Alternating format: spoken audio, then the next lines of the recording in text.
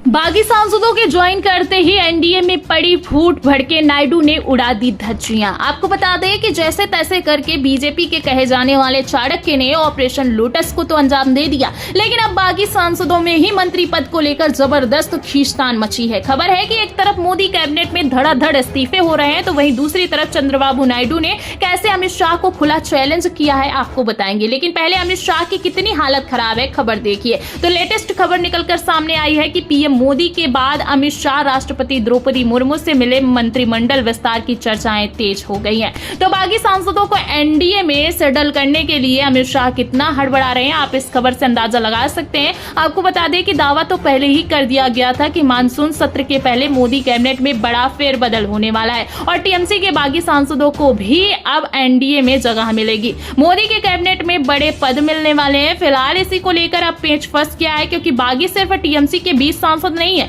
बल्कि उद्धव ठाकरे के 6 सांसदों को लेकर भी पेच फंस गया है। आपको बता दें कि जब से बागी सांसदों ने एनडीए को सपोर्ट किया है, उसके बाद से लगातार मंत्री पद को लेकर सवाल खड़ा हो गया है, बवाल खड़ा हो गया है। बागी हुआ हर एक सांसद मंत्री बनना चाहता है। जाहिर सी बात है कि जब विपक्ष में थे तब भी सांसद थे, और अब जब एनडीए को सपोर्ट कर दिया है उसके बाद भी सांसद ही बन के रहेंगे। तो हासिल क्या हुआ? फिलहाल इसी हासिल करने के खेल में कैसे अमित शाह फंस गए, इसका अंदाजा आप इस बात से लगा सकते हैं कि अचानक से अमित शाह ने पहले प्रधानमंत्री नरेंद्र मोदी से मुलाकात की, फिर उसके बाद राष्ट्रपति द्रौपदी मुर्मू से भी मिलने के लिए पहुंच गए। आपको बता दें कि बागी सांसद किसी भी कीमत पर कॉम्प्रोमाइज करने के लिए तैयार नहीं है, और ये कोई हवाई बात नहीं है। खबर तो पहले ही निकलकर सामने आ चुकी थी कि उद्धव ठाकरे की इच्छा नहीं बल्कि 7 सांसद बगावत करने वाले थे, लेकिन एक सांसद के साथ मंत्री पद को लेकर बात नहीं बनी, तो उस सांसद ने अचानक से पलटी मार दी। तो आप समझ सकते हैं कि आखिर क्यों अमित शाह के लिए बागी सांसदों को मंत्री पद ऑफर करना बेहद जरूरी हो गया है। फिलहाल बागी सांसदों की संख्या अनलिमिटेड है और जो मंत्री पद है वो लिमिटेड है।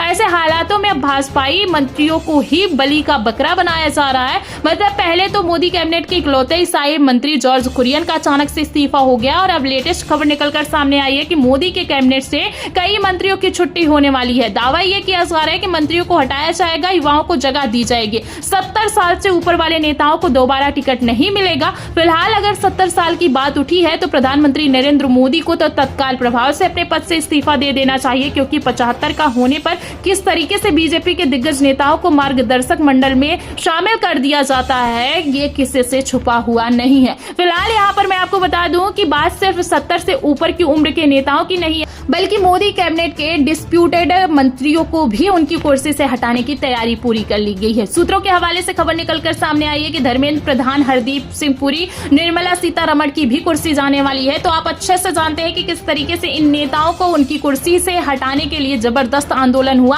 फिलहाल तब तो गुजरात लॉबी ने किसी तरह का कोई एक्शन नहीं लिया, लेकिन हाँ, अब बागी सांसदों को सेटल करने के लिए बीजेपी के चाणक्य किसी भी हद तक जाने के लिए तैयार हैं। आपको बता दें कि एक तरफ जहां भारतीय जनता पार्टी के नेताओं के इस्तीफे हो रहे हैं, वहीं दूसरी तरफ चंद्रबाबू नायडू भड़के हैं। चंद्रबाबू नायडू को आप अच्छे से जानते हैं कि वह हार्डकोर बार्गेनर है। जब तक फायदा रहता है तब तक साथ निभाते हैं, वरना पलटी मार जाते हैं। और वैसे भी अगर मौजूदा हालातों में देखा जाए तो नीतीश कुमार की हालत देखकर वैसे भी नायडू अलर्ट मोड में नजर आ रहे हैं। आपको बता दें कि चंद्रबाबू नायडू प्रधानमंत्री नरेंद्र मोदी की सबसे इंपॉर्टेंट बैसाखी हुआ करते थे, लेकिन अब किंग मेकर की पोजीशन भी नायडू से छिनती हुई दिखाई दे रही है। नीतीश कुमार को तो वैसे ही गृह मंत्री अमित शाह ने खत्म कर दिया है, और अब नायडू के भी खत्म होने की नौबत आ गई है। आप अच्छे से जानते हैं कि अगर अपडेटेड लिस्ट की बात की जाए तो सबसे ज्यादा सांसद टीएमसी के 20 बागी सांसद है, जो कि एनडीए को सपोर्ट कर रहे हैं, जो कि नायडू से 4 ज्यादा हैं। और अब सांसदों की संख्या बढ़ी है तो डिमांड भी बड़ी की जा रही है।